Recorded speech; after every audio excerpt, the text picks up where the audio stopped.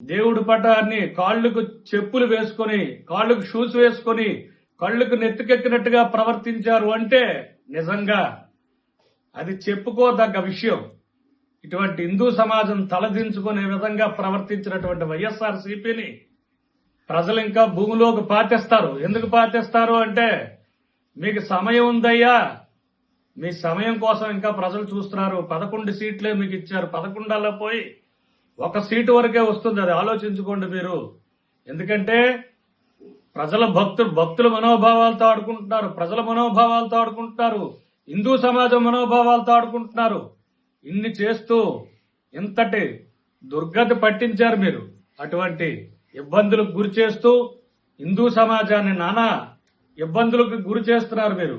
హిందూ సమాజం తలదించుకునే విధంగా ప్రవర్తించారు. ఈ ప్రవర్తన చాలా దురదృష్టకరమైన వార్త ఇది.